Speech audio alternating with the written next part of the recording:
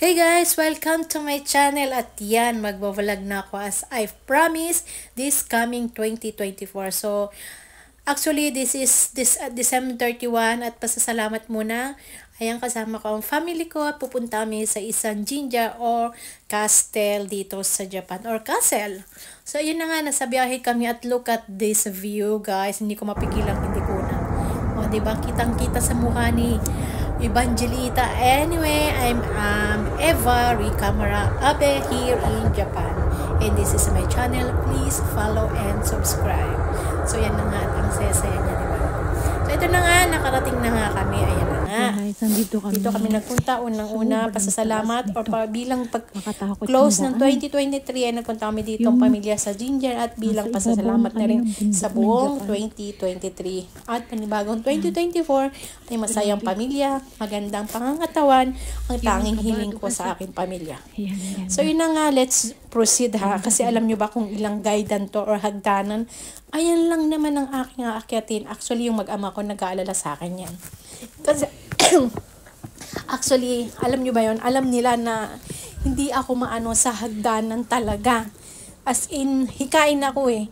So, ayan na nga, wala na sila dyan, diba? Dahil nauna na sila sa akin. Sabi ko, mauna na sila kasi sobrang hinihika ako. So, ayun na, nandito na tayo. At ganun pa rin, napakarami pa rin hagdanan. So, i-forward ko na ba to? Or pagpatuloy ko pa? So, nandito na tayo sa tuktok, syempre. Una, yan yung bumungad. Ito yung entrance. Ang ganda, di ba? Mapa-heart-heart talaga ako. And yeah, nandun pa rin. Nauna na silang mag-ama. At gusto ko sana sabay-sabay kami papasok, pero nauna talaga sa akin. At pasasalamat. Mamaze ka talaga dito pagdating mo dito sa loob or dan sa pinakatuktok nila. Ang ganda. So, ayan, pagkapasok namin. Ayan na nga. At hinihika na talaga yan. Anyway, guys, ayan, akyat uli. Ay, umakyat na naman kami. Kasi akala ko yun na yun yung huli. Eto pa pala. Meron pa pala. Yung pinakamaganda, alam nyo, eto na talaga. So, ayan. Oh, diba? Sa araw na lang ma-amaze kayo. Makikita mo yung buong, alam nyo, yung kabundukan. Ang taas-taas niyan. Kalaing, hindi ko rin alam na yung mapapaagat mo ko. Ayan, no? Look at this view, guys. So beautiful. As in. Pahapon na yan actually. Ayan, no? Hindi ko alam kung ano sinasabi ko dyan. Ayan na. Ako na talaga. Ayan, ang ganda, di ba? Dito, grabe.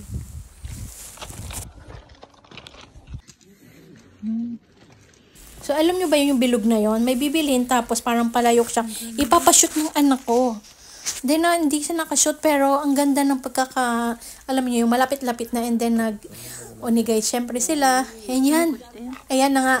Nauna yung video ko. Ayan, oh. Nag-shoot sa dyan. Siyempre, lagi nasa tabi niya ama niya. Pangalawa yan. Oops! Uy ka. Last.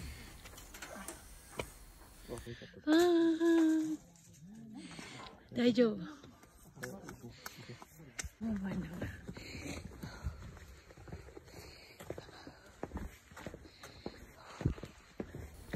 At pababa na nga. Hindi ko na nakaya na mag-video. Nasa baba na kami. Ayan, sabi ko mag-picture-picture kami. Tinawag ko sila bago sumakay ng sasakyan. And yan, nag-picture-picture siyempre kami. Ayan na nga.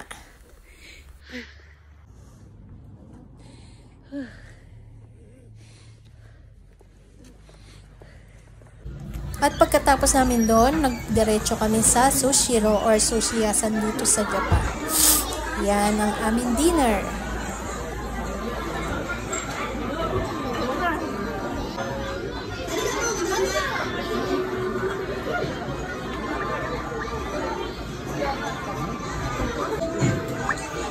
Ayan, order tayo. At yan nga ang aking in-order. Try ko siya. O susumin nila.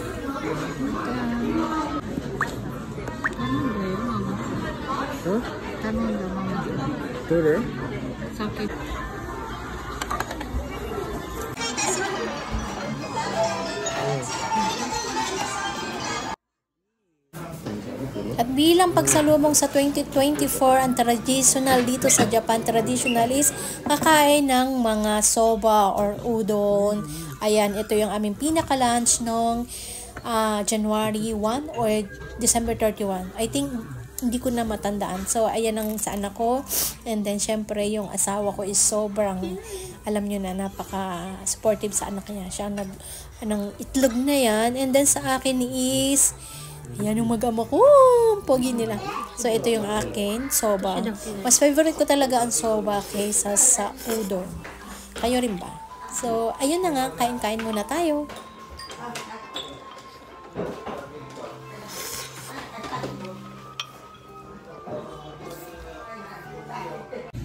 At pagkatapos naming kumain, na malengke ako para sa gabi. O, diba? Panghanda sa New Year. At yan, may tigadala na ako, diba? May pakinabang sa anak ko. Siya ang nagdala. Siyempre. O, diba? Ganatan ang anak ko, guys. Mula na ako nag-vlog. Maliit pa siya. At wala pa rin akong alam niyo yun. And then ito yun, oh, ayan. Actually, hindi pa yan lahat. Yung mga napamili lang namin ng konti, ito yung aming kasama sa handa ngayong New Year, 2024. Actually, ito lang. Traditional mga Japanese, ganito lang pagkain is very, very okay na. Alam nyo yun, hindi sila as in pabonggahan ng handa, hindi kagaya sa atin, which is okay lang naman. Diba?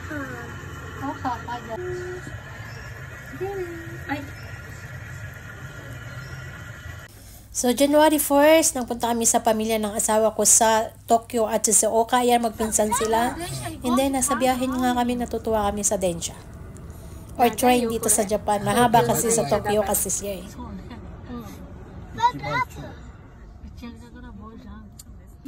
Siyempre, kailangan full tank ang aming sasakyan kasi sobrang layo ng aming pupuntahan. And ayan, sumakit na yung balikat ng asawa ko kakadrive. And then, sa aming tutuluyan ay nag-stay kami sa hotel at super shy type talaga ng anak ko sa camera. Ayaw niya talaga. Ayan, tinago-tago niya pa. Talagang pinilit kong unan yung mukha niya.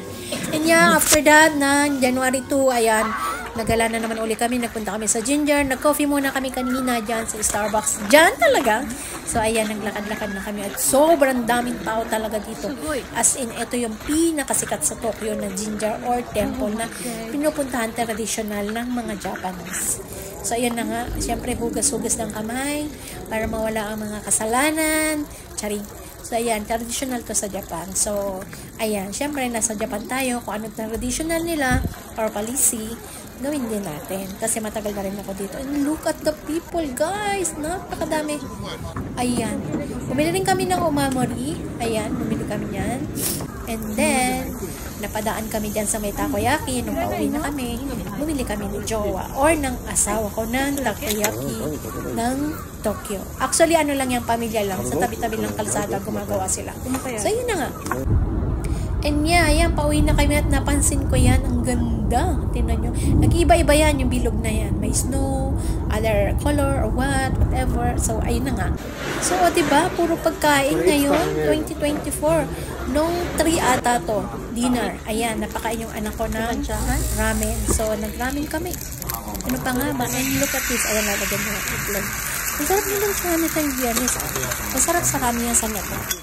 Malapit lang dito sa bahay. Kaya anytime, anywhere, pwede kami magpunta dito. At yan, may giwasa siyempre sa akin. Ang aking ramen is spicy, siyempre. So, yan na nga. Ito yan, hinalo-halo na niya yung pagkain. At sobrang yummers niya. Tinikman ko lang siya. As in, konti-konti lang yung kanain ko dyan. Kasi sa anak ko nga yun.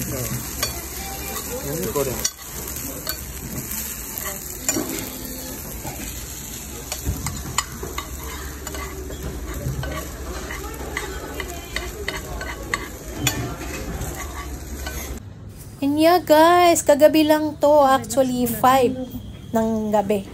Sobrang sakit ng katawan ko, nag-onsen ako, nag-ofuro ako.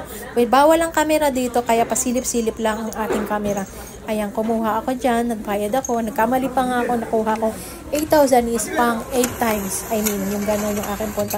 So, binalik ko yan at binalik din nila sa akin yung pera kasi nagkamali nga ako ng pindot. So, ayun na nga. Pagkatapos niyan, ayan, kinuha ko yung sukli niya. Ayun na nga, and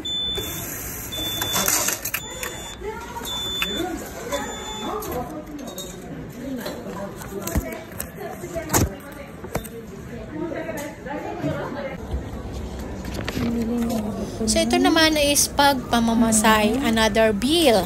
So, bumili ako niyan, which is 3,900 para sa masahe. Hindi ko alam kung nagkamali ako dyan or what. Pero, akala ko 70 minutes, yung pala 40 minutes lang. Hindi, bawal talaga ang camera dito, guys. Kaya pa simple-simple lang, super. So, ayan, may pabra. Nagbaon ako ng konti lang. Ayan, syempre hindi mawala ang facial mask sa akin pagkatapos mag-ufuro. Ang sarap niyan sa mukha. Sobrang malamig. Alam nyo ba, ang sarap ng gatas na ito pagkatapos mag-ufuro onsen. Bumili ka nito, ang sarap nito. Favorite ko talaga to. Basta pupunta ako ng onsen, hindi pwedeng hindi ako iinom nito. Ayan, gatas na yan. Napakasarap nito. Ayan na nga. At diba?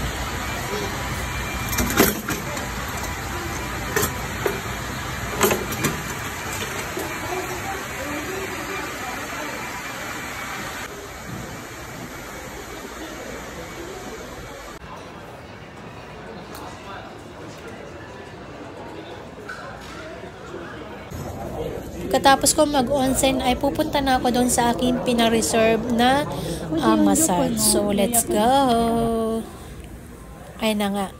Kumbaga, ginaid na ako ng magmamassage sa akin. At bawal din ng camera. Hindi naman bawal, kaya lang mas gusto ko ma-feel yung relaxation ko. So, ayan, tinago ka na rin yung cellphone ko and hindi na pwede ang camera. Sobrang sarap talaga.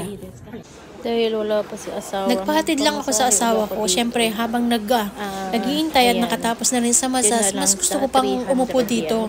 So, naglagay ako dyan 300 yen para magpamasahe uli. Alam niyo yun, yung parang gusto ko talagang magpamasahe as in nung kagabi. As in kagabi lang ito. Ayan, kalat-kalat na nga yung aking gamit. Pamassage tayo. Ayan na siya. Pati yung sa stato natin. Ayan. Ayan yung mga ay.